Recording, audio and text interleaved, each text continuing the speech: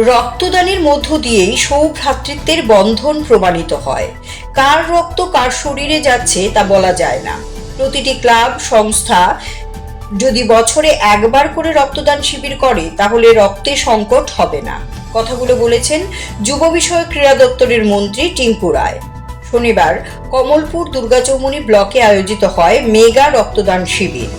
প্রদীপ প্রজ্বলনের মধ্য দিয়ে উক্ত অনুষ্ঠানের সূচনা করেন মন্ত্রী টিঙ্কু রায়। এছাড়াও অনুষ্ঠানে উপস্থিত ছিলেন বিধায়ক মনোজ কান্তি দেব, বিধায়িকা স্বপ্না দাসপাল, দুর্গাচৌমুহনী বিএসসি এর চেয়ারম্যান দেবপ্রসাদ দেববর্মা, পঞ্চায়েত সমিতির চেয়ারম্যান ভানুপ্রতাপ লোধি সহ অন্যান্যরা। স্বাগত ভাষণ দেন ব্লকের বিডিও সমিত কুমার দাস। রক্তদানের পাশাপাশি ব্লকের সামনে এদিন করা হয় বৃক্ষরোপণ। ব্যাপক উৎসাহের সহিত রক্তদাতারা রক্তদানে এগিয়ে আসেন। বক্তাদের প্রত্যেকেই রক্তদানের গুরুত্ব নিয়ে আলোচনা করেন। আমন্ত্রিত অতিথিরা রক্তদাতাদের সাথে কথা বলে তাদের উৎসাহ যোগান। শিবির ঘিরে স্থানীয়দের মধ্যে উৎসাহ ছিল চোখে পড়ার মতো।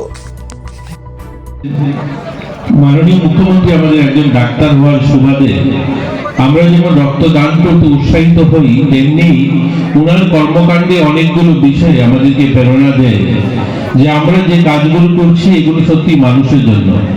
এই যে রক্তদান, দেখুন আমরা বলি হিন্দু মুসলিম ভাই ভাই, পাহাড়ি বাঙালি ভাই ভাই, এই রক্তই একমাত্র প্রমাণ করে যে কার রক্ত কার শরীরে যাবে সেটাই বলা মুশকিল, কেউ বলতেই পারবে না।